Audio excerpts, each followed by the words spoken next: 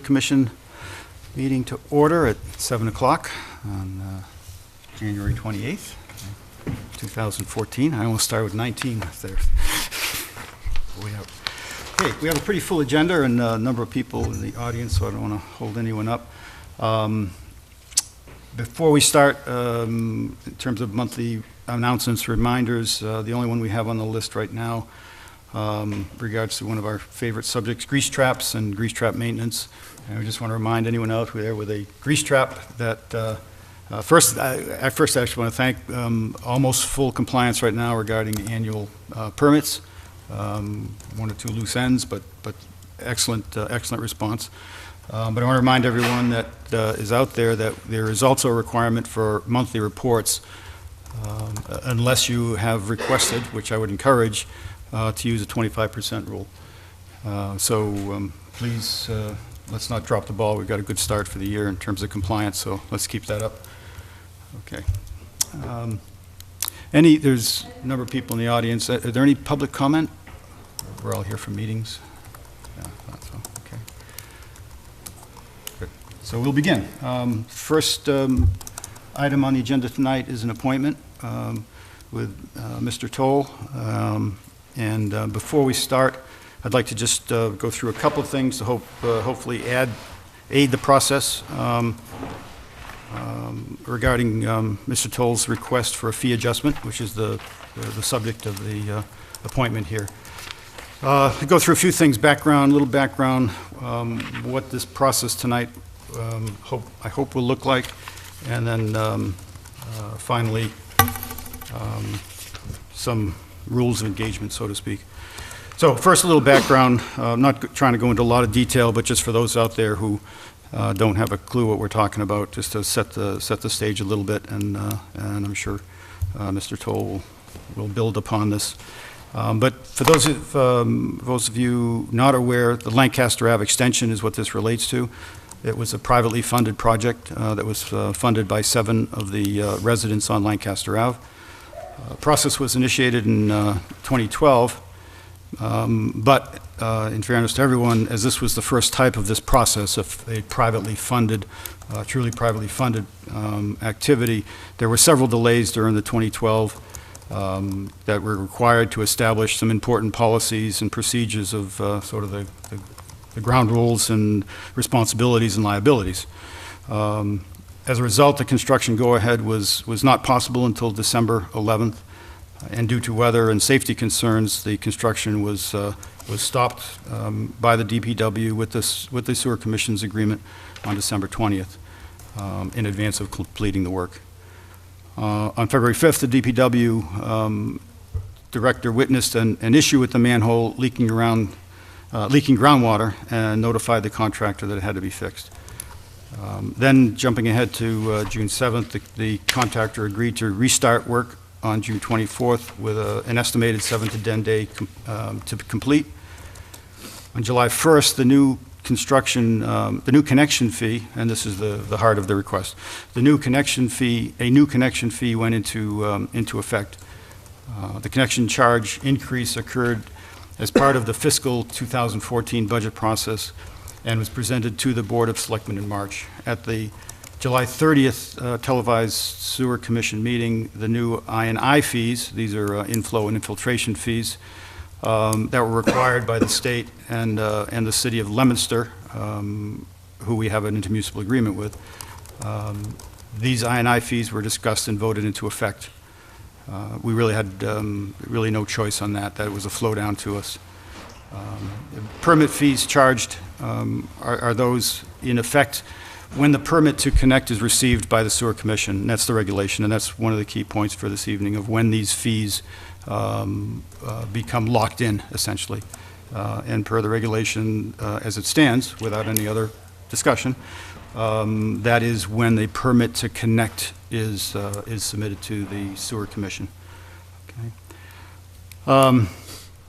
On November 7th, after some additional procedural issues with covenants and warranties, the line was formally accepted by the town. It's November 7th of 2013. Shortly thereafter, Mr. Toll has formally requested the Sewer Commission to charge him the prior rates, the rates that were in effect prior to July, as opposed to ones in effect today, or after July.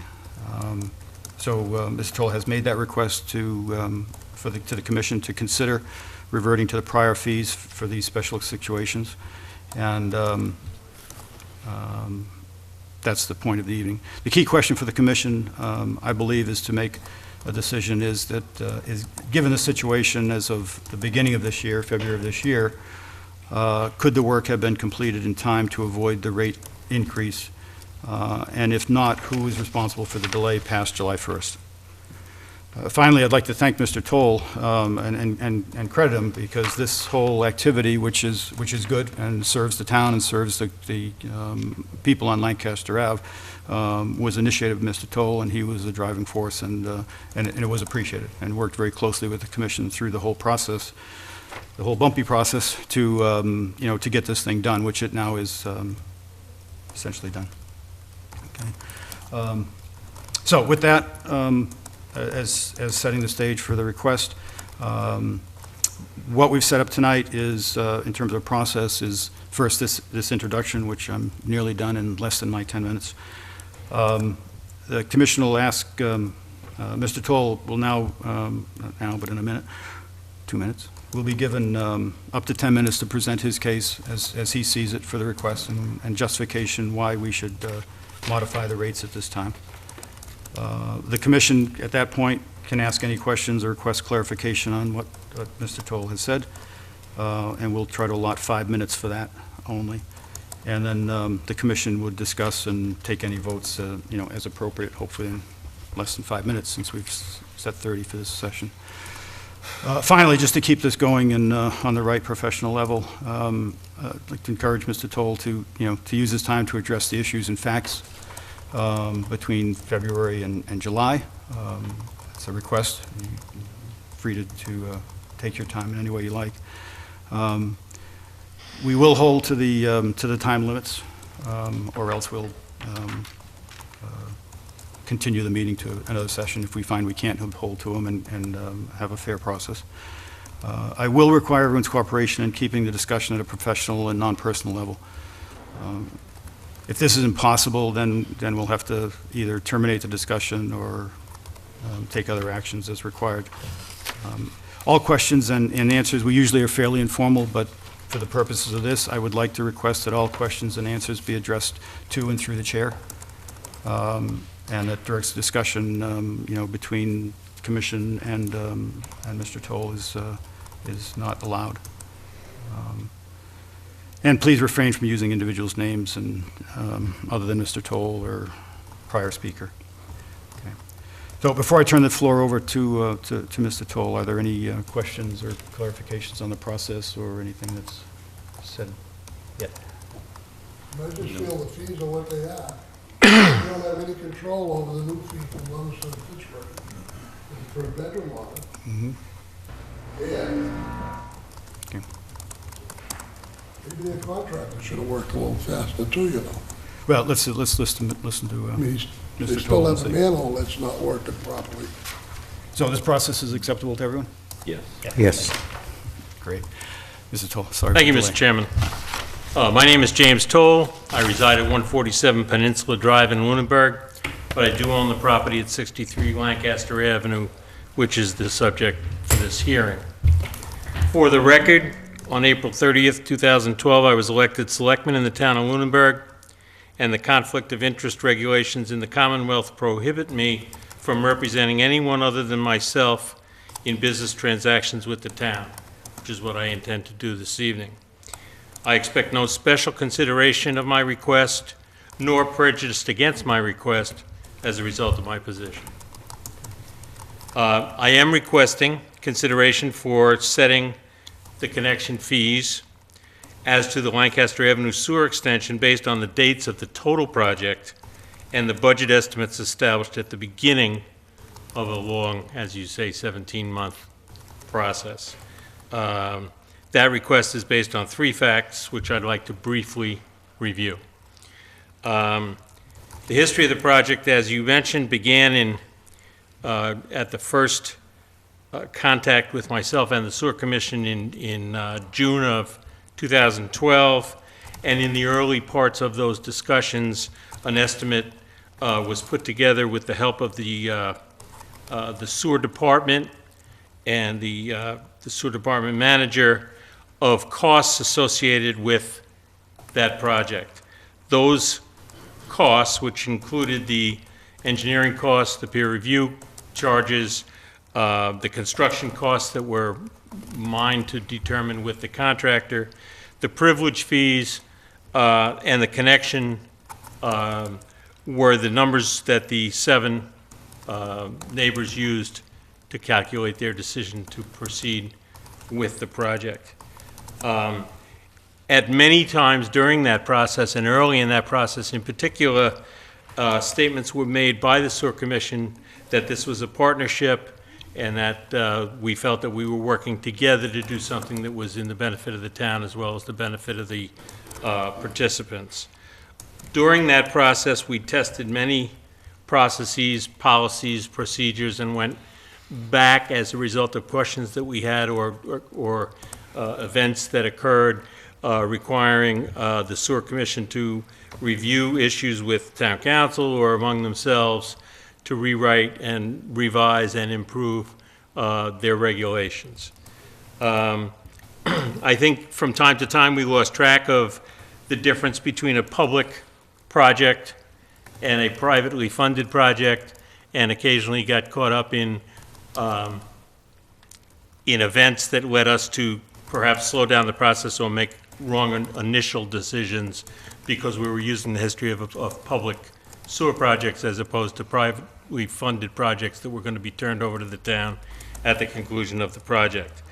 And I must say, I did feel, as I mentioned in my letters of November 25th,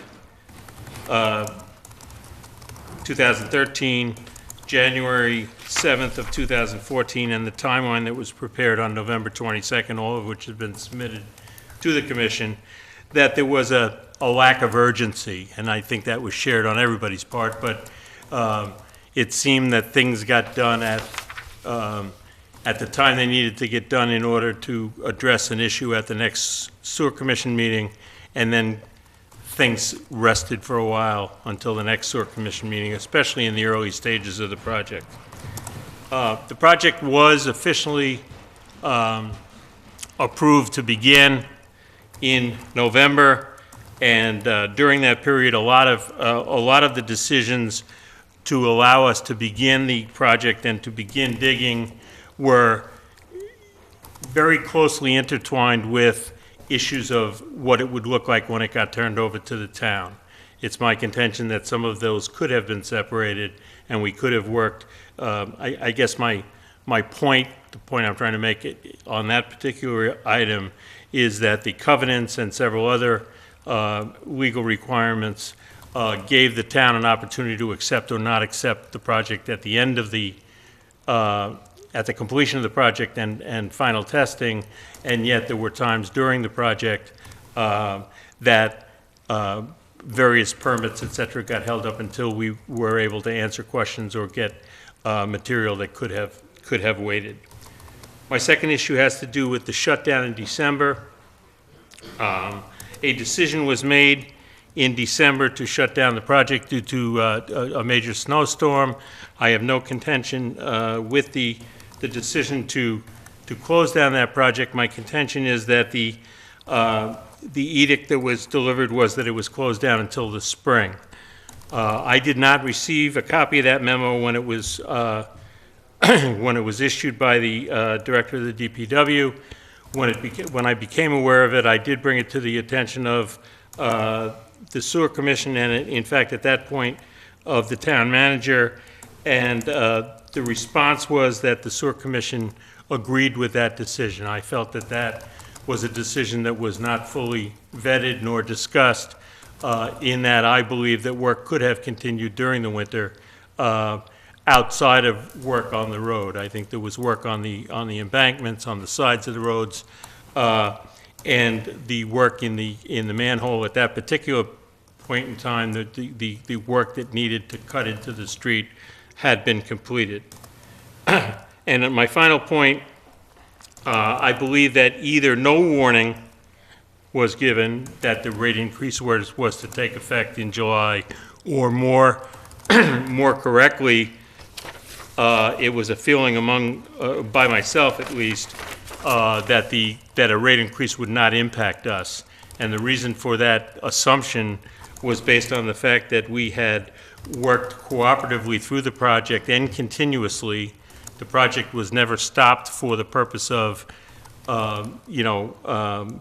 us wanting to wait for better economic climates or anything like that. It was stopped by issues caused by either the town's requests for further data or the weather.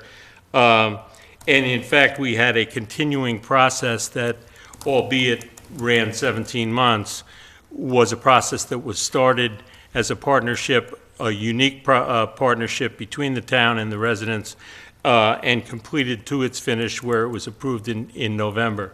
I was surprised to find that the increases that were implemented in July did in fact apply, and that it was the opinion of the Sewer Commission that the date for those was the date of connection. I do agree that any of the members of the project who are not connecting at the completion of the project may in fact risk a connection fee, may need to deal with connection fees that are in effect when they do choose to connect. But I believe that at least myself, who intended to connect as soon as the project was completed, it was one continuous project. Finally, I don't believe this sets a precedent in that it was a unique project that was a cooperative venture between the town and a group of citizens. It was designed to allow the citizens to connect to the existing sewer system through an extension and increase capacity for the town at no cost to the town. And as a result, it's a unique situation that should be considered as part of that partnership and not as a standalone. Thank you for your time and consideration. Thank you, Mr. Toll. Good timing, too. He's left an extra minute for discussion. Should I stay here, or would you want? Yeah, I would suggest you stay there Okay. in case there's any questions. I would open it to the commission for any clarifications. Thank you. In the beginning of the project, we had several meetings where we didn't have enough people ready to sign on to do the project. That was part of the delays in the beginning. As far as the shutdown in the winter, that was for safety. For the townspeople of Lunenburg that were gonna go down Whiting Street, there was obstructions in the road, and it was a dangerous situation. Anybody out there that owns low-profile tires can attest to what I'm saying. A 1-inch steel plate in the road, you hit it on the corner, you're gonna be buying a new tire for your car. And in the snow, you can't see them. As far as the rate increase, you knew long before the project got any deeper about the increase, because we had advertised that way back when we did it. That should have been the time someone should have said, well, does that affect us or not? Not come in after the fact. Because now you're gonna have everybody that wants to hook up that started back when the rates were lower, and they're gonna want that rate as well. I don't blame them. Good, thank you. Butch, anything else? Am I feeling how the rates are what they are, and that's where they should stay. Okay. If you'd like a motion on it, I'll do it now. Just after we've had a chance I've for already said discussion. that at a prior meeting, Right. and, Okay. Any other comments? I would like to reinforce, because of my personal involvement regarding the safety issue, because I was made aware of it by the email that you refer to that the director of DPW sent out.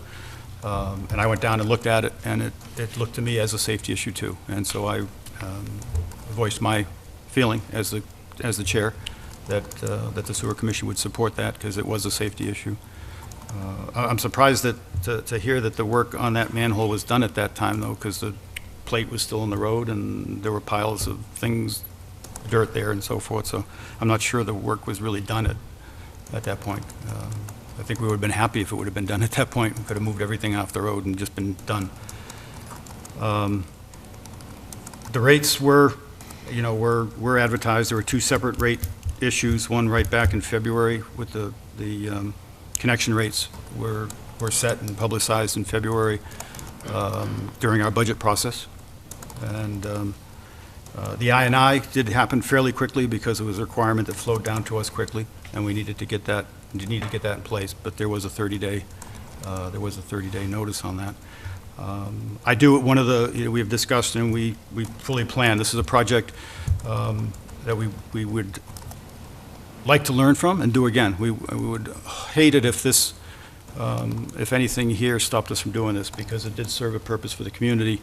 And I think if we can figure out how to do it better and smoother in the future, it is a process we should use.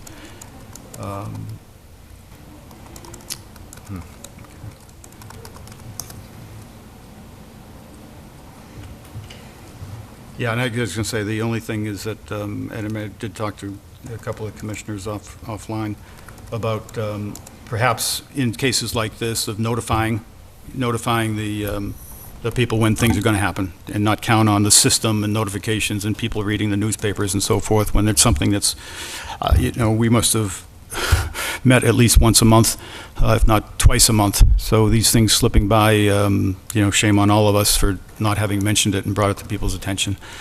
However, the regulations are quite clear that these rates are in effect at the time of the request to connect.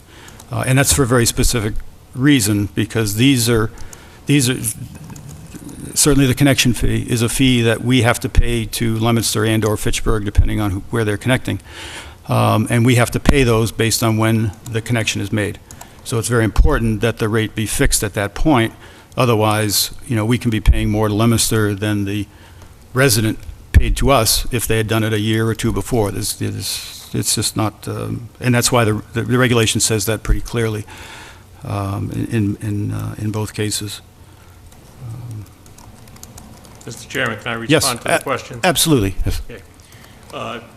As to the number of people that were part of the project, it was my understanding that the project could have gone forward because of the nature of the project and because it was not a town-sponsored and paid-for project, that it could have gone forward with one participant.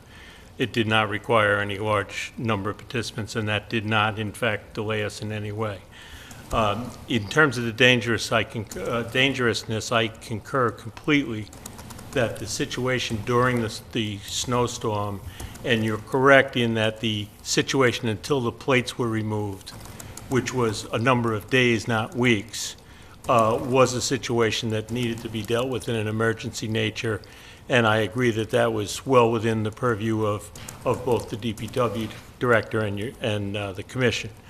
What the point I'm trying to make is that from that point until May, there was a lot of things that could have been done, and we were told that we were shut down until spring and had no say in having a discussion about that. That was my point. I understand your decision, but I'm not reacting to the 3 or 4 days to a week during the snowstorm. I'm reacting to the rest of the time until the spring. As to knowing about the rate increase, I was aware of the rate increase. I do pay attention to what's going on in the town. I did not think it applied to us because we were in a project that was a cooperative project with the town that had started many, many months before and was progressing, and I did not realize that a regulation, in fact, I got very familiar with the regulations, as you know, as we worked them together, was not familiar with a regulation that said it was based on connection date.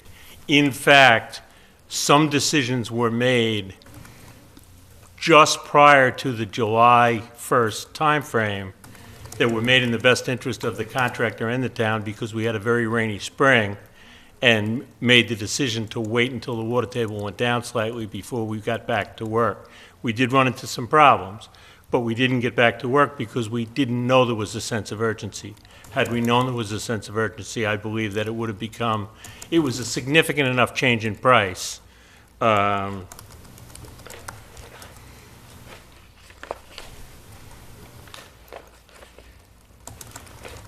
believe it was 61. I just want to check my facts.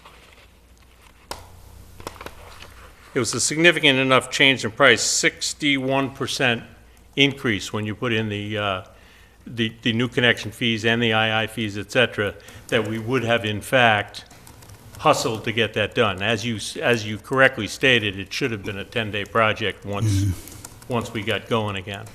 The sense of urgency wasn't there because we were in partnership, and I think that my point really is one of, was it a partnership? Is there a precedent? I don't believe there's a precedent, and I do believe it should have been a partnership. Yeah. That's my point. I'd like to just comment on the, I don't want to get hung up on words, but words can be very important.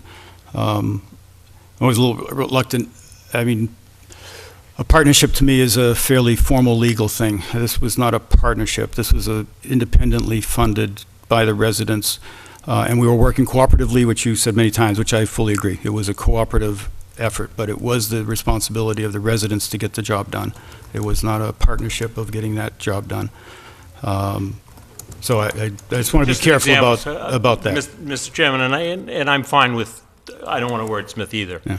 But just an example, there was, early on in the process, back in the October-November timeframe, we did in fact get an approval from the commission to go forward. And then as a result of some, the commission's request to redo their regulations and rules, they rescinded that approval, and we had no problem with that. We thought we were working together. And if partnership is too legal a word, I'm fine with that. We thought we were working together. Yeah. I thought we were working together. I hope you still think we were working together, because we were trying to work together to get this project done.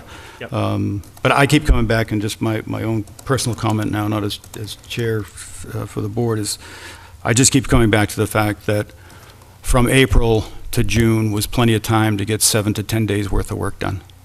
And that nothing was done by the commission during that period that delayed getting the work done. If there were, then I would personally would support your request, but there was nothing that really stopped that 7 to 10 days work getting done anywhere between the beginning of April and the end of June. And in fact, we took some heat from the public because the job was still in process in September. And that was pretty embarrassing for us. So, Mr. Chairman, I'm not contending that the commission was responsible for the delay during that period. okay. I'm trying to look at a 17-month period and say that there were several occurrences where the commission's needs required us to delay. There were weather concerns that required us to delay. There were contractor problems that required us to delay. And I think it would be, I don't believe it's appropriate to look at a 2-month window prior to the rate increase. I'm asking the commission to look at a 17-month period of the whole project. Mm-hmm. Fair enough. I believe I've made that point. Fair enough, yeah. Okay, I think it's time to have any discussion amongst the, thank you, Mr. Toll. I think you can have a seat now. Well, if only one could have got the project started, why didn't you get it started? Yeah, it's, I think in fairness, I think where I don't believe cooperation we was, I think dragged our feet. we were I remember going to a encouraging lot of them. meetings on it, we had a lot of discussion. Yes, and many of the things and policies that we were doing were to protect the current users, and even the users that were coming on board. So there was a lot of good work done, but it took a lot of time, and legal input, which takes even more time and money. So, any other comments and/or motion from the commission? I'd just like to say, I came on board halfway through this project, so I kind of had to get up to speed. I realized where Mr. Toll was coming from as far as this was the first time we ventured out on something like this, and obviously there was some bumps in the road, and, you know, unfortunately, the way the increase came about, it's not our obligation, obviously, to notify. It would have been a nice courtesy to notify that the increase was there, to get it done. But I guess the length of the project had to do with both sides. It had to do with the private sector, which, there was problems there, and us trying to learn this new procedure. So unfortunately, because of the time frame, I wish there was something that we can do, but I don't think, because of the way that the rule's written, without opening up a can of worms, that we can move forward, other than, it was our first venture on this, and, yeah, it could have been a lot different, I guess, but that's... Thank you, Mr. Knoll. Any other comments or motions? I make a motion that we deny Mr. Toll's request and that the fees stay where they are. Do I have a second? And I advise that they hook now as to avoid any other future increases. We don't know. Always. I mean, you could get a letter tomorrow from Fitchburg and Leominster saying they're going up. And you can't tell them, oh, wait a minute, we got some people that are thinking about hooking. Motion is going. A second? Can we Second. restate the motion, though? Oh, That was a long, I think the motion was to deny the request. okay. And fees stay where they are? Yes. Is that what, okay, thank you. And Jay second? Sorry, was Jay about the second?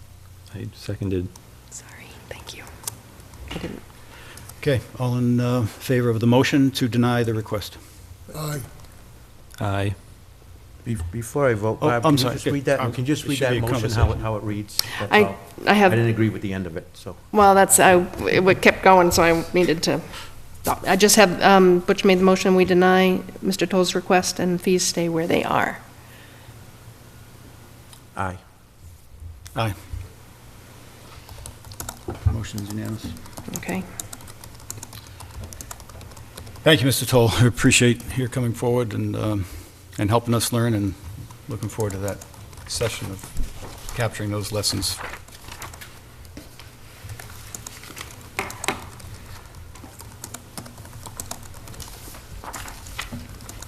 Okay, 7:33, very close. Second appointment is with Jamie Rowe of Whitman and Bigman, on 175 Northfield Road. He's anxious to get up here.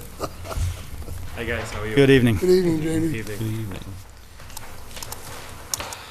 So at our last meeting, the commission asked me to go back to the office and prepare a couple sketches of that property located at the corner of Oak Ave and Northfield Road. And so I did prepare two sketches, two options, right?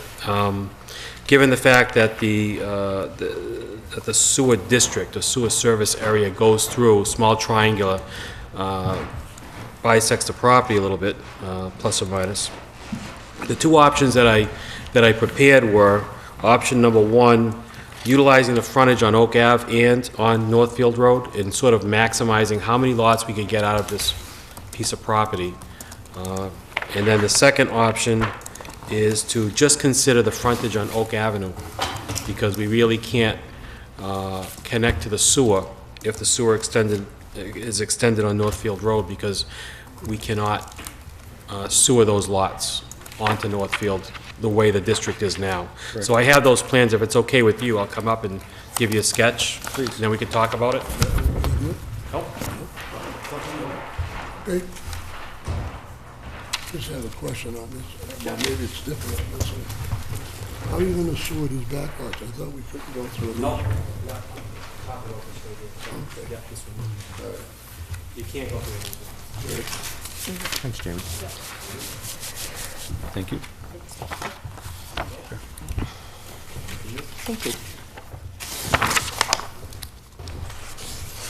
Okay, number one, is basically, sewer district map, right? Everybody recognizes where the property is, and you can see, it's lot 37, and you can see the white triangle that is not in the sewer service area.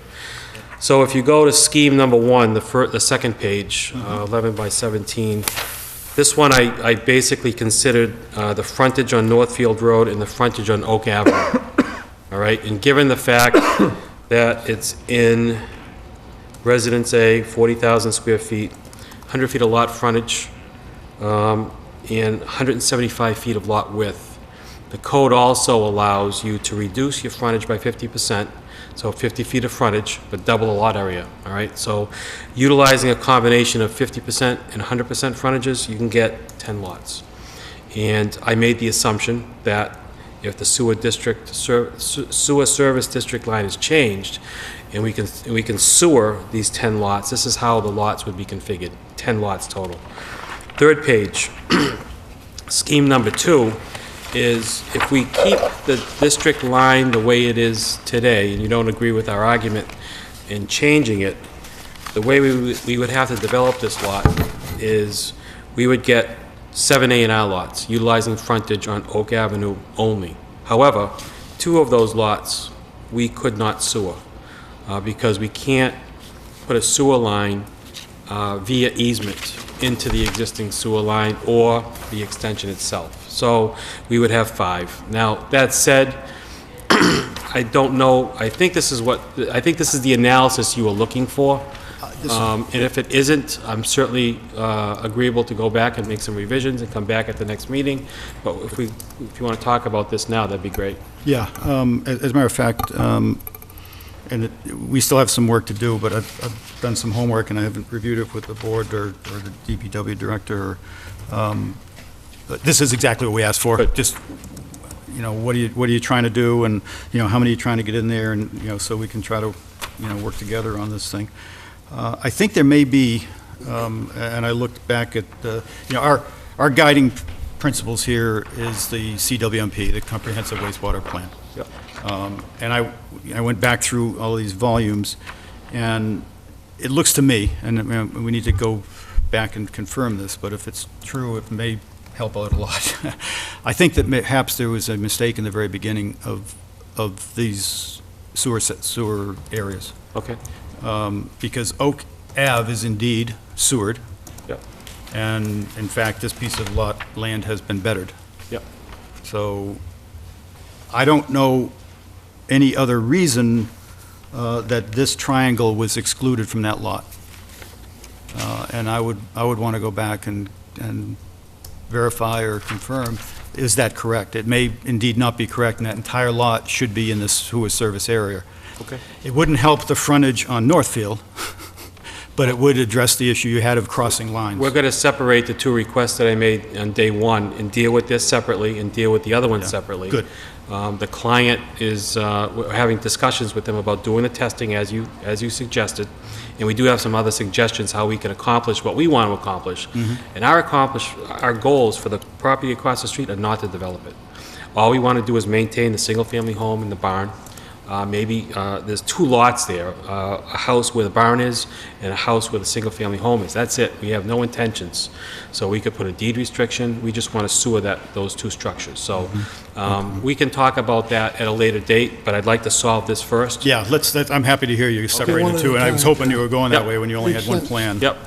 Yep. So I think we should put this to bed, and Sure. to me, that's the first fundamental question, was that in error to begin with? Okay. Because even in the studies zones, this was put in the study zone 13, I think, just as you see it. Yep. Which makes no sense to me, because it was already essentially available sewer and had been bettered. So it should have been in the existing sewer area, not in the study zones. Okay. Okay? Good. If that's the case, I don't know, and there's no other reason for this diagonal, then it may well end up that the proper way is that this entire lot is in the service area, and you have access through Oak Ave. Sure. Both Oak Ave and Northfield, right? No, No. just Oak Ave. Okay, so So it doesn't solve the whole problem. half the problem. Yeah, because Oak Ave was intentionally left out, and if you look at the CWMP, Yep. there is, Northfield was left out. I'm sorry, Northfield. Northfield is intentionally left out Yep. of the whole process. When that area that this is in, Area 12, gets sewered, hopefully someday for the people there, it would not go down Northfield. That's great news, and, if that's the case, and we don't move forward with the redistricting, and we know we can get 7 lots, I think that's what the betterment was, right? 7 betterments, Yes. so that'll work out fine. We're looking to maximize the development potential. We can proceed after you guys do your research and see where we stand. Right. Would that give us enough time, if you agree with our argument, to change the line? Would that give us enough time to go to the town meeting in May and see that process through, or do you think? Should, in the warrant, we have to get on the warrant, which is now open, Do- right? Are we thinking we have to go to town meeting? Yeah, Sorry, because I missed that. if we fix this, I think this whole lot should be in the service zone. This lot? This- This is the road. Okay, This is Northfield. right, okay, This is left out. right. Yes, But so if we it do was have really to, part of the existing sewered area, then that should have it's just been just the a entire lot. correction, right. Mr. Chairman, do we have capacity if that goes to Fitchburg? This goes to Leominster. Leominster, where we have capacity? Yes. All right. We now have capacity in Fitchburg, too. Well, I know, but we used up quite a bit of it on another project. Yes, which I hope moves forward. We'll talk about that in a while. Okay, so I think that our job is to, reconfirm, why does this look like this? Why wasn't this included in the Okay. existing sewered area?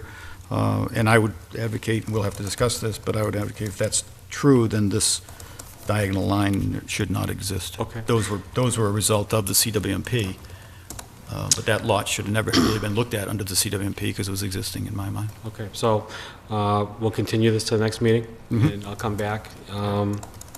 And at that time, we can talk about Lot 37, and maybe after you tell me exactly where the district line is, maybe we can talk about changing the district line to include maybe the center line of Northfield Road only, to allow sewer to connect for the lot that's already in the district.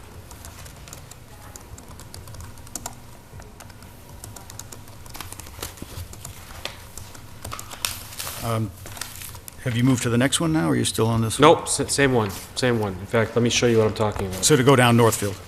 That one is a pretty tough sell. I don't see, yeah. Not so much. You're saying 37, right, Jim? This one right here, 37, we're just talking about this one. That's the Yep. big one, right? And Yeah. not including any of these in the sewer district. We're not asking for that right now. That's phase 2 of the discussion. But if this green area comes like this, we would have the ability for the sewer manhole to go like this, to service these lots. And we're not looking to sewer this, because they're not in the district either, so, but the sewer would exist in Northfield, would connect to Lot 37. That's a discussion maybe for the next meeting. Yeah, and all I can tell you is that it's not consistent with the CWMP, which we are working as hard as we can to stay consistent with, so that it doesn't unravel. So that, my point of view, is a tough sell. Yep. Because you do have access. So I'll come back at the next meeting, and the next meeting is February 11th, February 11th? I think. Okay, right, second Tuesday. good. I'll see you then. Great. Thank you very much for Well, looking into that. thank you for this. This is Yep. perfect. Exactly what we wanted. Okay. Have a good night. Thank you. Too, Jamie.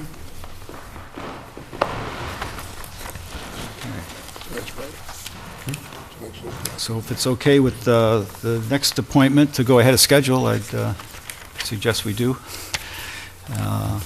And call up, this is a Highfield Village development peer review, and we have both the engineers from Highfield Village, I believe, here, as well as the peer review from Weston Stamps.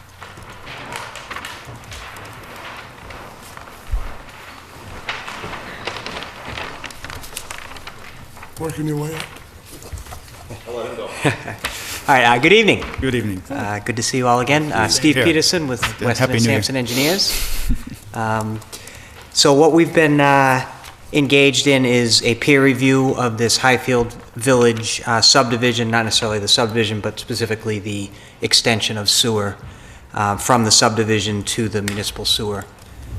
So what I'll do, most recently, I've looked at, or Weston and Sampson has looked at their most recent plans. We've submitted a couple of memos in November, which I'm sure you've seen, and they've been provided to the developer and their engineers. So what I'll do is I'm going to give you kind of an overview of of what we came up with in our review. I've also met today with the engineer, with Kent Oldfield, the engineer for the development, also to go over some revisions he's made, and we've gone over a few things, a few more improvements that we think can be made to the plans.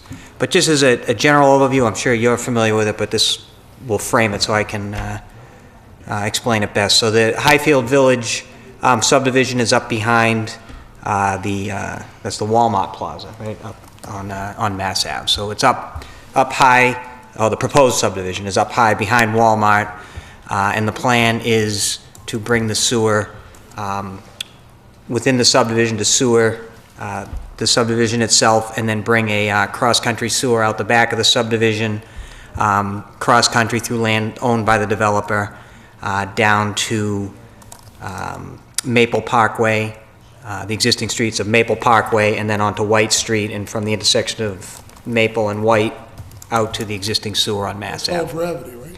So yeah, the best part of it is, yeah, in terms of a sewer extension, it is it's pretty straightforward. It's completely gravity-based, with the exception of possibly a couple homes may need grinders, which I'll talk a little bit about, to get into the sewer based on certain elevations.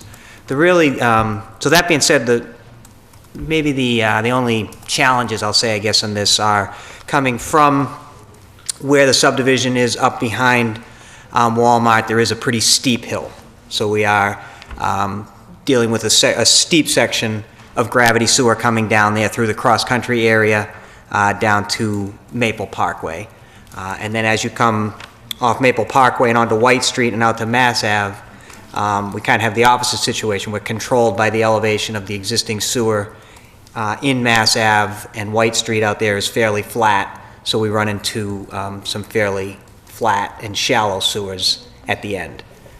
So, in terms of gravity sewers, the design of gravity sewers is really based on the ultimate velocity of the wastewater within the pipes. So when you talk about steep slopes, there is a point where you start getting concerned about being too steep with regard to velocities of the wastewater in the pipe, and then on the other end, when the pipes get too flat, you worry about settling of solids and whatnot. So I think what we're looking at right now, everything is very doable. We just had to work through it. So as we come down, again, like I said, I talked with Kent a little bit more today to come up with an alignment and slopes of the sewer to keep us with favorable depths and the right slopes that we're looking for. I don't want to go manhole by manhole analysis, but based on what I've seen, that's and what we're looking at right now, it's very doable through that area, and they'll just have to pay attention to digging into that slope. What I'm not familiar with is when they get into it, if they're going to run into a lot of ledge or what type of conditions they're going to run into in that steep slope. But whatever it is doable. They'll just have to deal with it from a construction standpoint. One thing that the commission needs to consider now in this area, so as you come from the subdivision down to Maple Parkway, like I said, it's in land owned by the developer.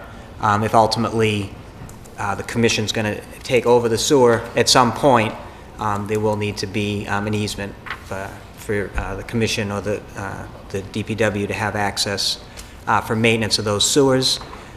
In these situations, it's fairly common that after the sewer goes in and you get an as-built of where the manhole-to-manhole runs are, you'll enter into an agreement to take a 25-foot wide easement centered Some of them over the prints sewer. to share with us? What's that? Could you bring some of them prints to share with us? We can, I have what was sent to me. I've marked up a set that was sent to me. I don't have multiple copies of it.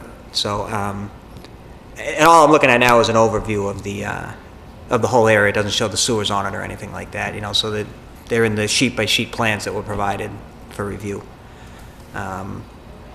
So just something to consider for down the road, or make sure that there's an arrangement between the commission and the developer that easements will be drawn up and formally executed for long-term maintenance of the sewer. as we come into the White Street area, so I mentioned you're controlled by the elevation on Mass Ave. So we ran some calcs on that. So, you know, we have industry guidelines on what minimum slope is for certain pipes. So you're dealing completely with 8-inch PVC pipes, SDR 35 through this area. The industry standard minimum slope is 0.4% or 004. It's not possible to maintain that slope, to come out of the manhole on Mass Ave and maintain that slope and not come out of the ground. So we do have to, if you're going to do this entirely gravity and not introduce pumping stations anywhere, you're going to have to go below that. But in looking at it, one thing to keep in mind too is the standard of 004 or 0.4% is based on some old numbers, based on coefficients of the type of pipe used. It's based on, trying to keep it as simple as possible, you know, it's based on an N value of 0.013, which is the coefficient of friction within the pipe, and those are based on older pipes. PVC pipe is actually rated at 009, so it's not uncommon to run the calculations with the new number, and the slopes that are being used here are still adequate to provide what in theory will still provide 2 feet per second, which is what the minimum velocity you want to have. All that being said, you know, there's no way to avoid being a little flatter than that 004. I think you'll still get your 2 feet per second, but it would definitely be a section of sewer that should be on kind of a watch list, and there should be a watch list anyway of flat sewers in the area that might need periodic, whether it be flushing or whatnot, to keep an eye on. You know, and you should have a list of your flatter sewers in town that needs to do that. But what I will say too about this is it being at White Street down at the end, there's going to be quite a bit of flow coming through the steep slopes and coming down through here that's going to flush it out on a regular basis. So it would be more of a concern if it were like four homes at the end of the street and nobody else behind them as far as solids building up in there. But I do point it out because your slope has to be slightly flat. Just a question, Yep. stupid question. It sounded like the slope requirement is a function of the pipe diameter. Is that true? Say it again? It sounded like the slope requirement is a function Yes. of the pipe diameter. It is, yeah. In ways, yeah. So that it's based on, you know, in the end, you have to have a calculation on how much flow is in the pipe, and then you can calculate the velocity based on, you know, the slope and the diameter of the pipe and how much flow is in the pipe. There's no way without violating some other rule to use a different diameter that doesn't require as steep a slope? I've seen it done. It can be done, and it has been done. In the end, you're bucking the system. Like, you could go to a 12-inch pipe, which by the guidelines can be flatter, but that's based on a 12-inch pipe flowing full or half full. So if you still only have the flow of an 8-inch pipe and a 12-inch pipe, you're really not getting the 2 feet per second that the formula bears out. So the 8-inch, you get better flow contact in the 8-inch with the amount of flow that we're talking about here, if that makes sense. Because it's... They'll have to flush their toilet at 7 o'clock in the morning. Get that flow going. That's right. Take their showers and off we go. Another thing that brings up is down in that White Street area where the sewer is shallow. There are some homes that it's unclear right now whether they'll need a grinder pump or not. So that's that brings up two issues, I think. One thing that does need to be done before the sewers are provided in the existing streets, Maple and White, is a survey of, you know, or building questionnaire to the homeowners as far as where they would want their service and what their current plumbing is, similar you would do for a municipal extension. And the final construction can be tweaked a little to make sure that they get gravity service to those that they can. And I think they'll be able, from what I can see, they'll be able to accommodate most of them, but then I think there may be a few on White Street where the sewer is only going to be, you know, 1 or 2 feet deep at its shallowest point, that they're going to need pumps to get into the system, into the gravity sewer that's in front of their house. So I don't know if there's an arrangement with the commission and the developer in terms of responsibility for the building questionnaires and reaching out to the existing properties that are going to be fronted, or if that's something that you need to address, but that's something that you should be aware of, that you guys need to work out. Okay. And then the other thing is, the homes that do need grinder pumps, where does their responsibility lie? You know, what is the policy? Are we just, under this extension, are you just leaving stubs to the property line? And then it's the homeowner's responsibility from there to connect, whether they need a pump or they're going by gravity. A couple of things to consider in relation to that. One other thing on the shallow sewer, with the shallow depths, we've also recommended a thicker walled pipe in areas where you have less than 4 feet of cover, just to make sure you've got a bearing load for any traffic down there. It's, just to make sure. So more than a little stronger than the SDR 35. We recommend C900, which is a typical water main pipe, but it's just a thicker wall and that much stronger for support in shallower excavations. And that's been called out in the memo also. So, but Steve, again, I'm sorry for not knowing these things, but That's all right. I'm a little surprised you can run a pipe that's that shallow without it freezing. Freezing is a concern, more so if you have a force main that's full of water. So in these gravity sewers, there's nothing, the liquid isn't in the pipe, it just passes through it. So it doesn't sit there. Yeah. So you're not worried about the liquid freezing. Yeah, I mean, insulation is also an issue in terms of something that you're going to be looking at for not freezing. But it's not as much of a concern in a gravity pipe. I've had drains freeze. So I'm What's finding that? Just, well, because of slow trickle, Yeah. when we have a slow trickle down something, it can freeze, you know. Oh, absolutely, no. No, so yeah, there is still an So it has to insulation. be some- There is still insulation in addition to the C900. So there's other, okay. Yes, there is insulation. Thank you. Yeah. I think that was, Is there anything on the dropped manholes? so, you know, part of our review, we looked at, they had the design did show several drop manholes. At this point, in the back and forth between Ken and I, we've eliminated all the drop manholes along the cross-country sections. And we've also, today, eliminated a few more manholes. We've been trying to fine-tune it to make sure that, you know, we minimize the amount of manholes that we need to get it done.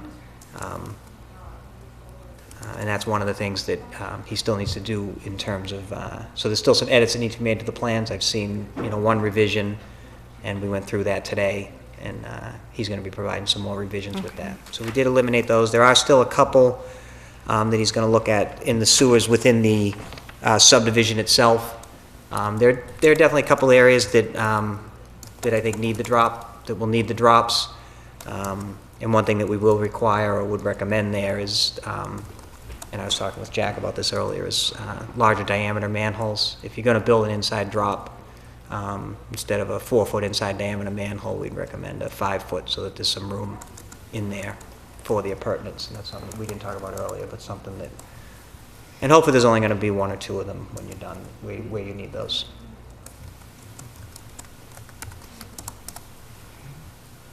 So that's kind of where we're at with our review. You know, there's nothing, it's pretty straightforward. You know, I tried to point out the things that you just need to be aware of in terms of what to be thinking about in terms of this gravity sewer.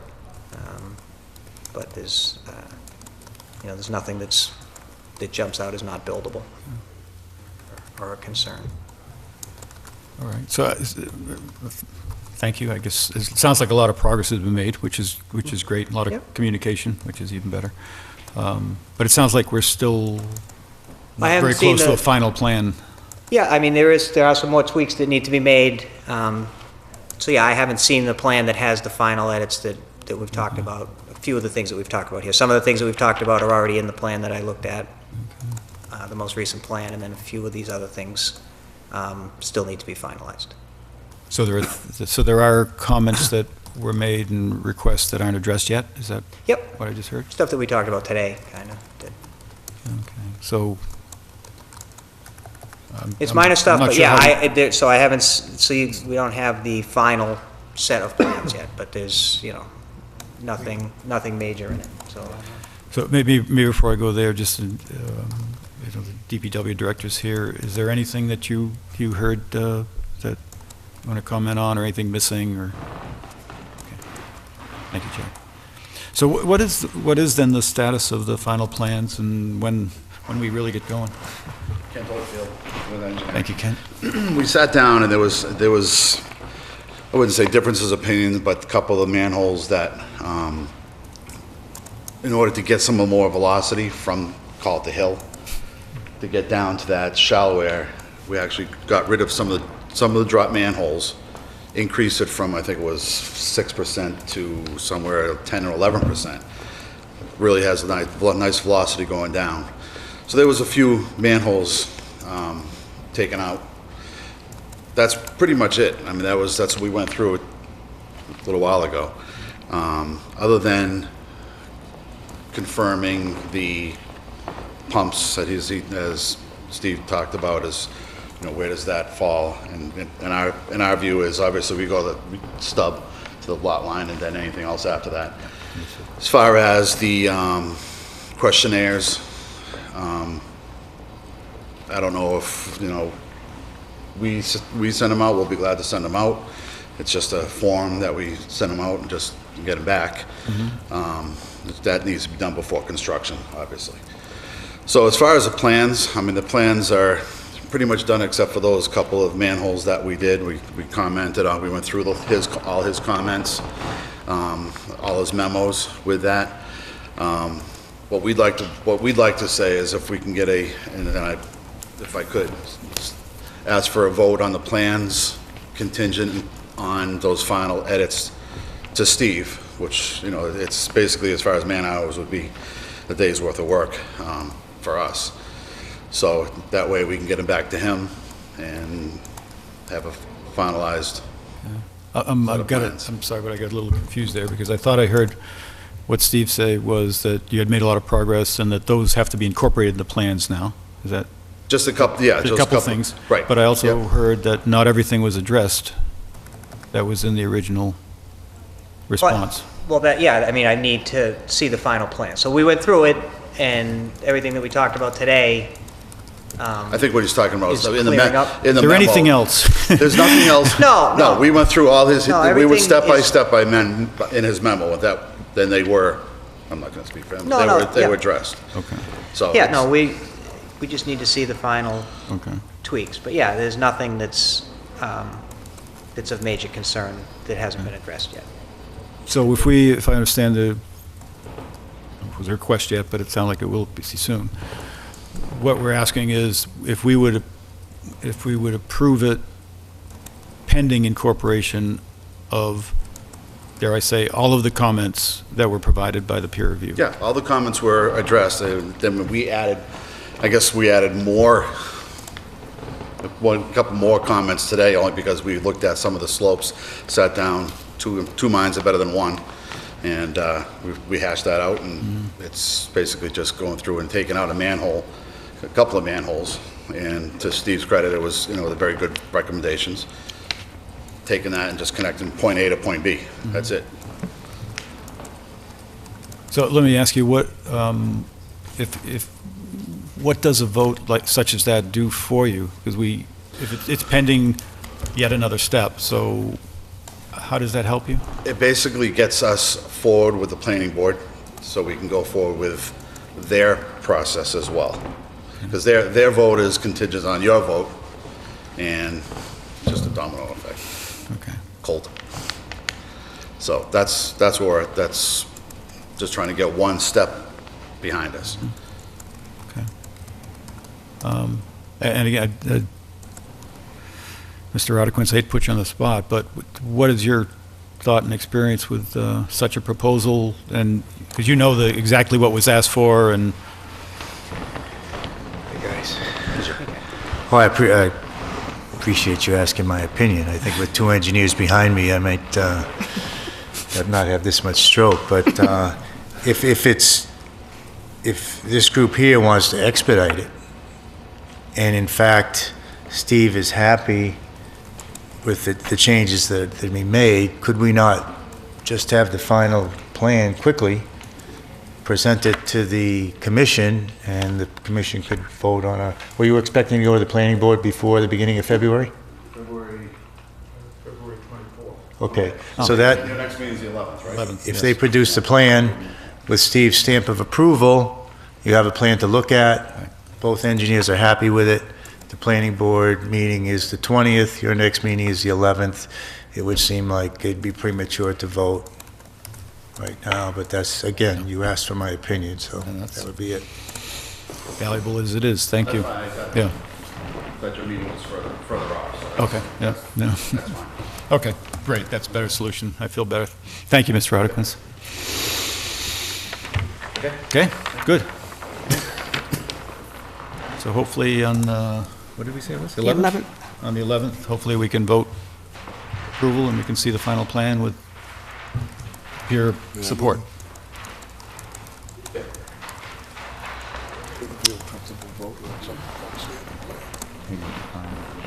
Yes, sir. You'd introduce Mr. yourself, Luck, please. Just as you know, I'm John Godfrey, and I'm one of the developers, and we just want you to know that we'll do our best to, working within the physical limitations of our site and your streets, to give you the very best sewer that we can. And we're thinking that maybe when the lots are finally occupied, we'll see to it that a majority of the homeowners are male and over 60, which will ensure a constant flow 24 hours a day. How you getting wise? Thank you, Mr. Godfrey. Thank you. And I'd like to thank you, too, for, for the cooperative spirit through this whole process, including capacity and all that. This is a great project, and it's great working with you. All's well that ends well. Yes. Maybe. Thank you. Good. Thank you all very much. Thank you.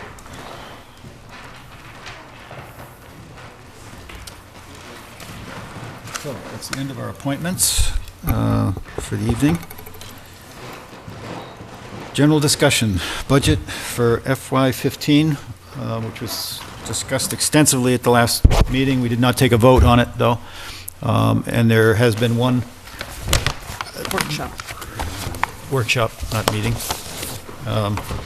There's only one change, nothing substantial, but if you recall, we were discussing the income for the capacity from Highfield, thank them very much, whether to show it or not, and the decision, and when we left the meeting, it wasn't shown, the 57 was not shown.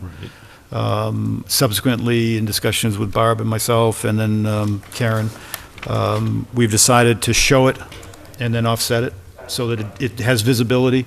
You gotta do it the right way. I think it's the best way. We still have some discussion about how to treat it year after year.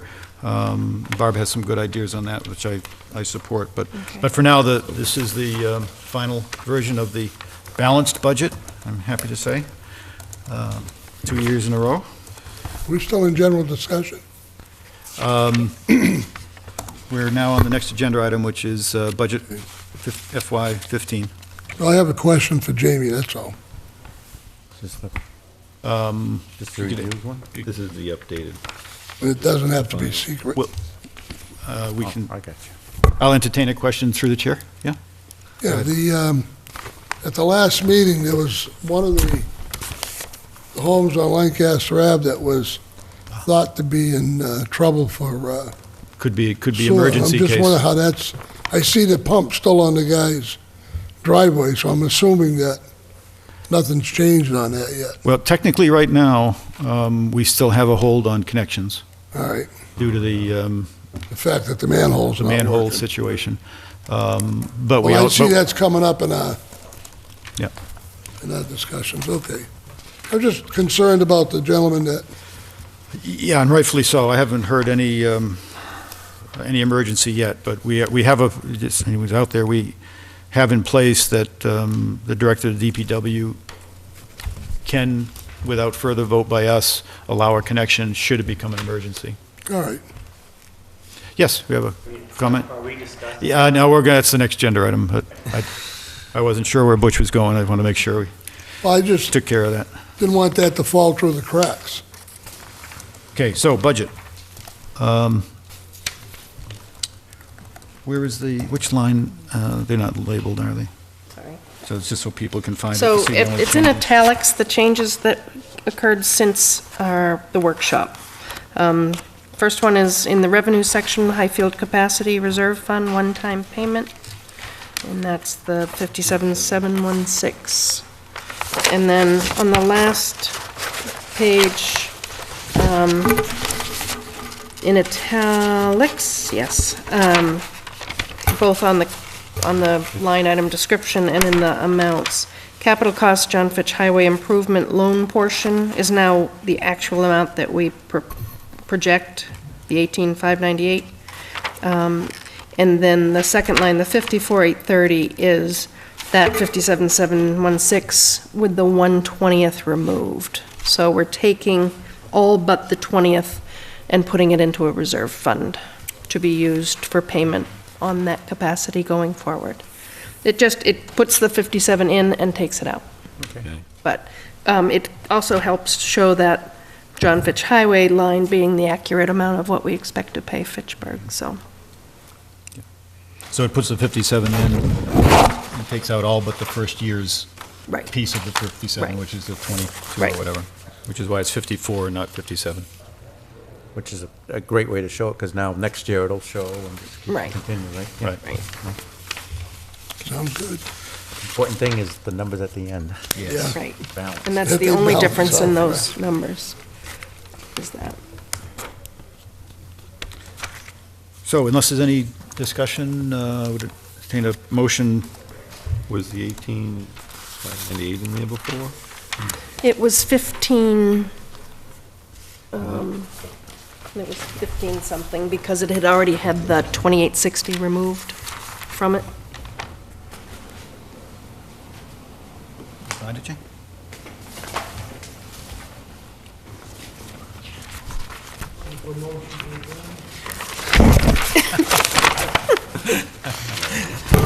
Wait yet, hold that thought. Previously, it was 15,711, which was 18,598 divided, minus the 28, I think it's 2860. I'm sorry. Where was the 15 in here? Excuse me? Where was the 15? Under capital costs, John Fitch Highway Improvement, on that last page again. It's just the amount that changed. Oh, capital cost, okay. Okay? Read the check. Thank you, Jay. Cold in here. Okay, now I'm looking for a motion not to adjourn, but to approve the budget. I'll make a motion to approve the fiscal year 15 budget. I'll Balanced second. budget, I might add. I'll second that. Thank you, sir. You forgot to say balanced, but okay. All in favor? Aye. Aye. Thank you all. Okay. It will go to Carrie. Okay. Now Lancaster Ave. And Jack's still in the hall to give us an update. All the business out there.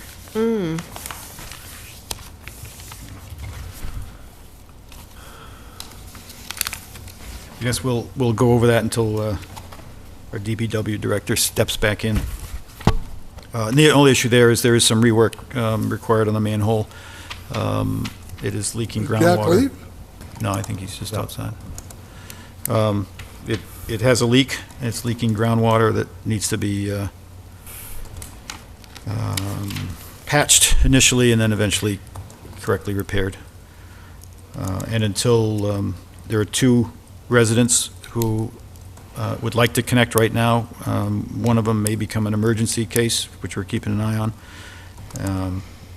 But because it requires repair in the manhole, we don't want to add any additional risk or liability by having more people connected to it than we need to until it's But addressed. there is one hooked to it now, and it seems to be working is one. fine, right? Yeah, and it's working fine, it's just leaking groundwater. Okay. If there's any, John, do you have an input? Introduce yourself, please. John Reynolds, 91 Lancaster Avenue. So I'm hearing that there still needs to be some patch and then repair. I mean, is this being communicated to Elliott Construction? I mean, are you communicating with him? Is Jack communicating him? You know, Yes, Jack is Okay, in communication with Elliot. Jack's here, we there has should be been able to some- ask him. And he's gonna. Should we tell him to come back in? But there has been some patches put in Gone? place, but Right. sure how we But stand. You're also talking about repair. Has Jack worked with coming up with a plan? Mr. Bellata? Has Jack worked with him, or Elliot worked with Jack on coming up with a plan to repair? That's what we want to hear from, It's up to. that's what we want to hear from Jack. Okay, you sure he didn't? He is working directly with Elliot, so he should be able to report on that. Okay. Well, last time he talked to us about it, he said he was getting along with Elliot. That they were trying some different working things. together. Working on it. Yeah. and, And there was a thought of moving the manhole down, put another manhole in? Or was that just a, That was the worst case. Something, yeah, that was an example of a worst case. right? Scenario, That yeah. would be. well, I'd rather do it on Elliot's Oh, dime yeah. than ours. Yeah, that's, for anyone out there, there's a one-year warranty on the system that actually doesn't start until this problem is resolved. Yeah, but if it's not working when you start, it's not working right. How do you even start it? Start by a problem. what? Well, the warranty shouldn't start till there. The warranty does not start until it's completely repaired and functional and accepted.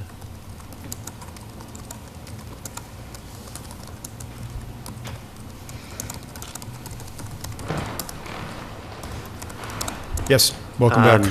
I think Jack is gone for the night. Oh. So I don't think he's going to be coming back. Get that report. And then, the way I read the warranty, that it says warranted from the date of the warranty, not, I understand what you're saying, once it's fixed, the warranty starts, but I'm pretty sure the warranty, I don't know if you have a copy of it with you, Barbara, it says from the date of the warranty. I think it also says that Yes, you if got there it. is a repair required, it re-triggers the warranty, that repair will be warranted for a year as well. But we need to check. Yeah. That's my understanding from Jack, is that Okay. the warranty, Okay. at least on that part of the system, will start when it's correct. Okay. What's the best way for me to find out what's going on? Through I you, would say talking call with Jack. Jack? Go directly to Jack. Jack is working directly with the contractor. It's really an operations issue. It's not really a Right. policy issue, other than the policy of making sure that people get served. Right. And warranties and things like that. But Jack is working, as Butch said, it sounds very, constructively with, Okay, with good. Elliot, and some work has been done that Jack seemed reasonably satisfied with, not 100% sealed yet, but greatly improved. What I don't know is, we need to talk to Jack, is what the plan is for the actual repair to take place, because that's a little more extensive. Okay, you feel that discussion has been going on? Yes, Actual yes, repair yeah. plan. Jack reported that our last meeting 2 weeks ago, that discussion was going on. I don't think Jack was at the meeting last time. I'm sorry, the workshop. We had a workshop. Workshop, okay. All right, thank you.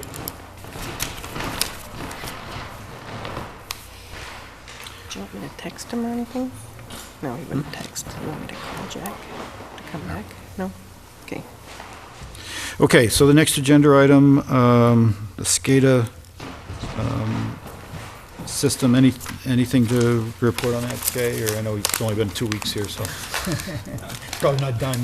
No, it's not done. I did get some price quotes for the components, the touch screen, and the controller that needs to be replaced.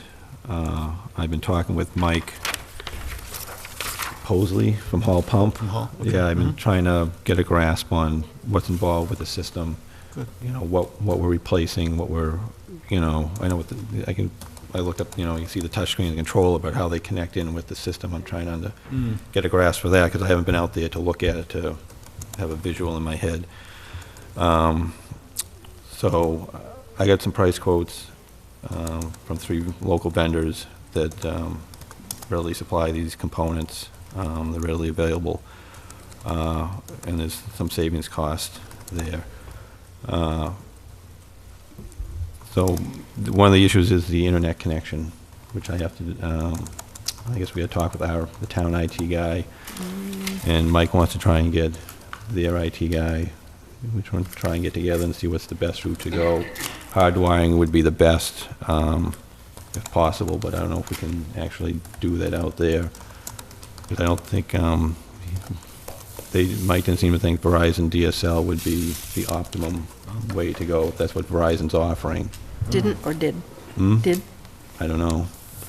What did Mike think, though? He didn't think, if it's Verizon's DSL, there was a mentioning about Verizon Wireless from our IT guy, Right, but I guess Mike didn't think that would be the optimum way to go. okay. He said hardwired would be the best, but they said they don't know if we can get Comcast down in there. So that's something we have to look at, is the IT connection. That's going to be the issue, whether we go wireless or Comcast. It's what can we get in there, what's it going to cost, what's, to get the, the best signal. Yeah, so is it Steve, is the IT? Steve, yeah. Yeah, because I only had one short conversation with Steve, and we left it that we're going to just try to get him in touch with Mike, because Yeah. he felt, he just didn't understand, and I couldn't understand the language. I don't That either. wireless was going to even be better than hardwire, and. Right. And I don't know how they do Yeah. wireless, so it's, I know, I asked them about like radio transmitters, might be another option. I know they use them in Concord, but I know they also have issues with them during storms, so we have to look at the options there. That's going to be the issue. But basically, my recommendation would be that we, the sewer commission, buy the components, the touchscreen and the controller, and then work with Hall Pump and First Electric to have them installed, and at least get, irregardless of the internet connection, to get the controller and the touchscreen installed, because they've already replaced the transducer, and we don't want to damage the transducer. Okay, all right, with the equipment we've got. Right, because the control that's in there is not 100%. Hmm. So we can get those installed and then work on the internet depending on where we go. We can then hook in. Okay. So Sounds good. that would be my recommendation. So, basically, you think as long as we go out for bids on the components and we cover that, then we are okay to go directly to Hall? Well, I got price quotes on the components, on the touchscreens anyways, and one vendor gave me, First Electric gave me a price on the controller. The second vendor didn't quote it because the other two did not quote it because they're not suppliers for that particular model. And I'm comfortable with, I got to talk to First Electric again tomorrow, see if they're going to price match these other two quotes that I got. As First Electric is working with Hall Pump, and the biggest cost on this is the programming, more than the components. And I talked to Mike about that to try and understand why that cost is so significant. This is the first time they're installing the SCADA system, so it's a learning curve for the both of them, even though First Electric has done this on other, they've done, I guess, a lot of tugboat engines, but they haven't done them on municipal sewers. So they put in for 4 days at their rate, and Mike is thinking it's not going to be 4 days, it'll probably be less, but they want to cover themselves, which is understandable. Sure. And I don't know what's involved in programming, but I understand there's quite a bit involved for the initial setup.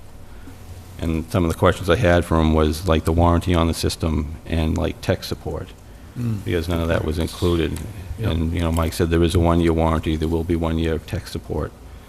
And in the future, when we eventually tie in the 10 stations, there isn't going to be any there shouldn't be any significant, because I asked him, would we have to reprogram as we bring stations in? Do we have to keep reprogramming? And said we should not have to do that. We don't have to go backwards. Right, Okay. and that's why I was concerned about we don't have. Yeah, good. So, Good but question. there's still more questions. There's still, I want to talk with him, get out, we're going to try and make an appointment to get out to the station so we can discuss it out there and look at it and get a better understanding of what's actually involved. Super. So- Good work. It's only been 2 weeks. Well, yeah, but I'm trying to That's good. keep it moving because of the issue with the pump. Yeah. But I guess, I don't know if we need to make a vote to approve purchasing the components to go for the town, well, the sewer commission to purchase the components directly from the supplier. Or can we just I don't think so. Go ahead and do it. We don't If it's your normally vote on recommendation and on everyone required agrees equipment, to it. right? I'm a little confused on this, where we're coming from. I guess that I understood it, that we were taking the process of bidding this. Mhm. And this doesn't sound like bidding it to me. It sounds more like we shopped around the components. And Yes, we I did. Right, but not I didn't taking the shop. bidding I process didn't out of shop. it, I guess, Jay, as well. Well, I'm a little confused where we're coming from, I think that's all. the way I would, like I said, yeah, I shopped around for the components. Yeah, I haven't talked to other vendors regarding the complete installation. okay. Because of the issue we have with that pump station, with the transducer and the control that's in there is not 100%. I think we should get that fixed. Ideally, we should have, yes, done a bid spec and then solicited price quotes from vendors for the whole system and get a cost breakdown. And I found usually it's sometimes more cost-effective for the town to buy the components directly where we're tax exempt and contract the service, the vendor to install them, as opposed to the vendor giving us a lump sum fee for the whole system. So we're, like, I mean, I'm always for saving money, obviously. I mean, that's, and, especially if we're dollar for dollar in components. But I guess are we leading to that if we buy the components, that we're gonna continue having, haul pump and service, like, do this then without going Well, I out to think bid? that's- I guess that's where I'm getting at, because I thought we were Well, going to bids. So, And that's what I intended to do. Yeah. And that's what I would have liked to done. But when we have seems we have the problem with that station, to get it fixed. Right, I remember that was part of the Right. the reason that we went this way, because we were replacing that in the Yeah. first place, yeah. It takes time to do a bid spec and to get vendors in to, because I feel the vendors should come and look at the station and give us a price on it. So, in this situation, I get the station fixed, we have 9 more to do. Going forward, I think we should do a bid spec, and we should invite bids, and we should have other vendors come and look at it and give us a price on the whole job. Yeah? Did you find So- anybody that's done this? Well, most of the companies that do are engineering companies, like I know in Concord, Woodard and Curran designed a whole system for them and had it done that way. They looked at the whole system, designed a whole system, and then approached it that way instead of it doing, this is like piecemeal, doing it one station at a time. But that involves a whole extensive bid spec and bid process if we're gonna go that way. And we don't have time to do that if we have to get this station fixed. So if I understand, it sounds like we've got, I know we have some equipment that's not 100% right now. It got damaged somehow. So, and is that separable as long as we buy the equipment that is compatible with the SCADA system? Can we go buy and replace that equipment as the first step separately from the SCADA system then? Well, as I understand it, this controller that they're gonna put in with the touchscreen, Yep. they control it through the touchscreen. Mm-hmm. They'll control the system at the station. When we want to look into it remotely, we need the internet connection, and then there's The software. there's an app, then you can go in and look at it. Mhm. But if we're going to replace the controller, we want to add the touchscreen in so they still, as I understand it, they still need the touchscreen to run the system. Right. In the station.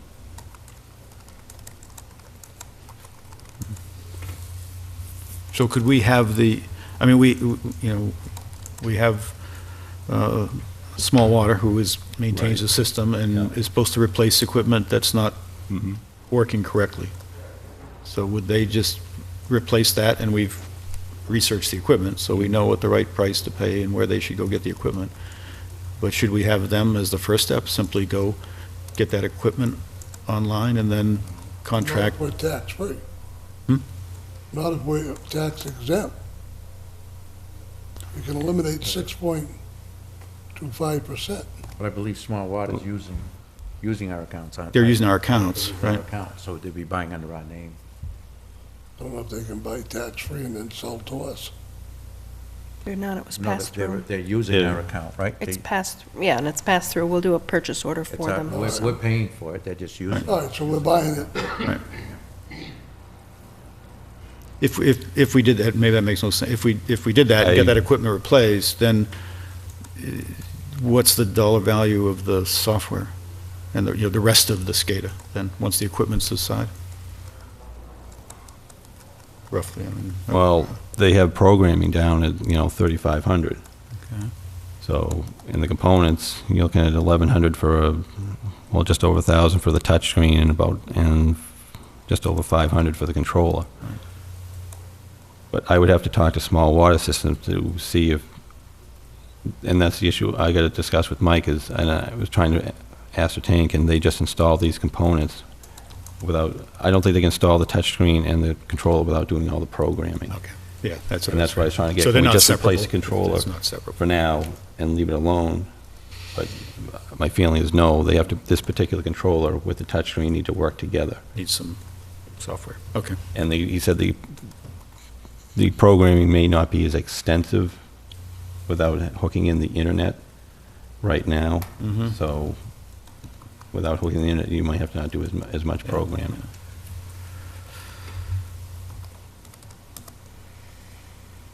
Okay, so what are you proposing then?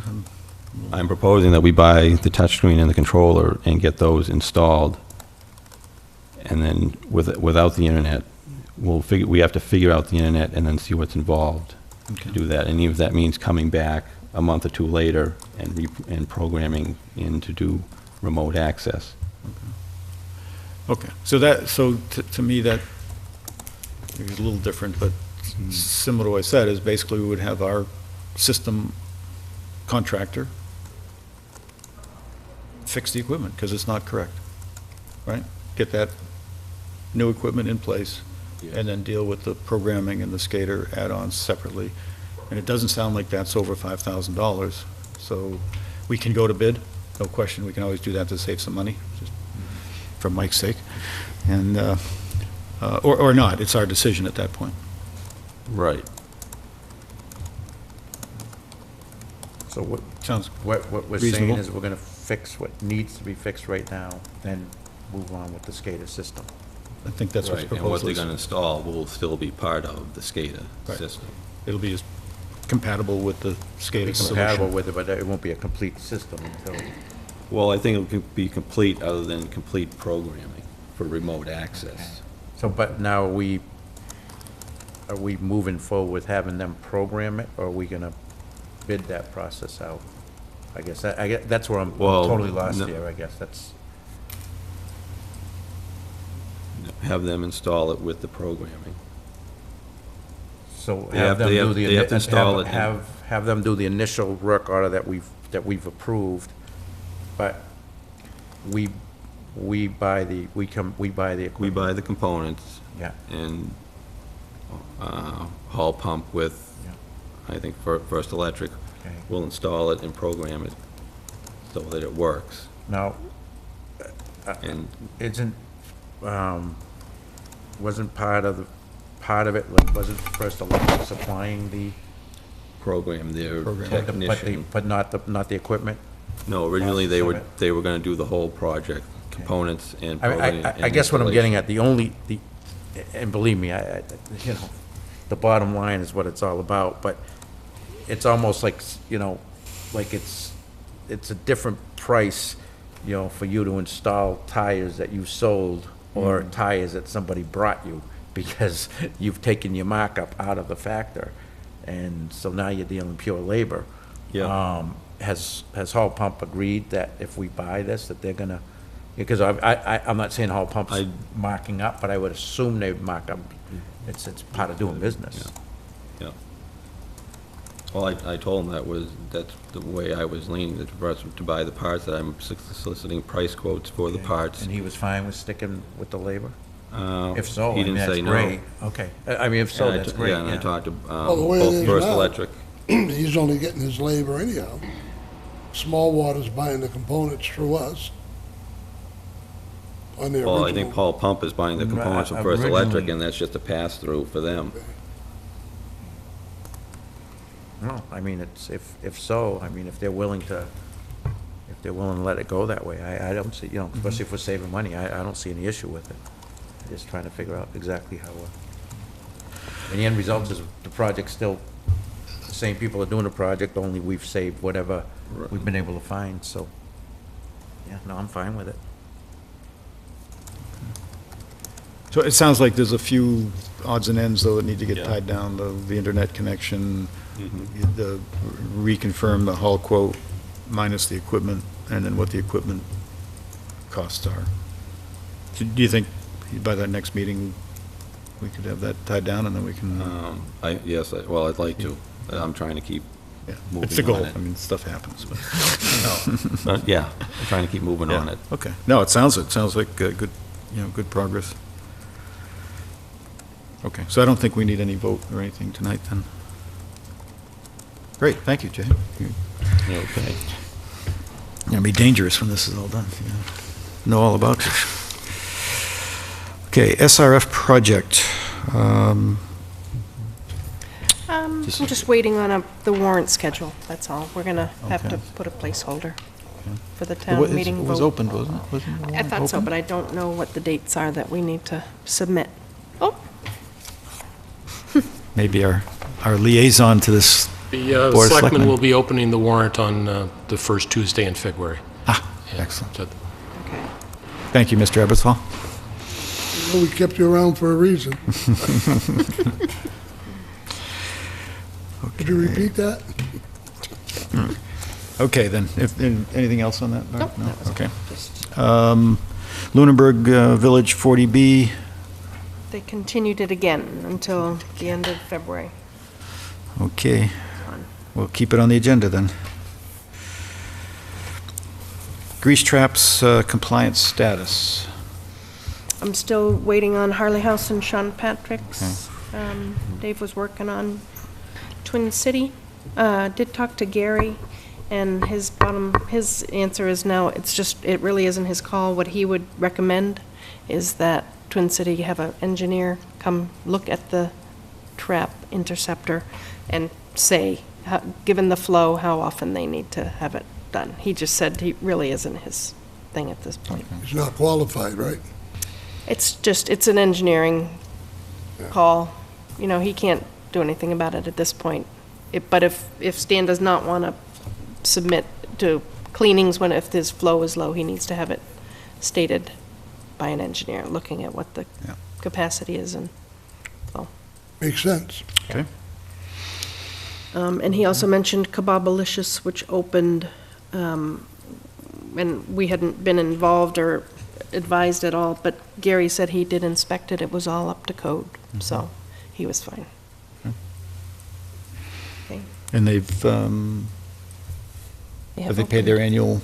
No, I need to send them a letter, I don't think, we hadn't even known they were opening, so Okay. I will add that to my list.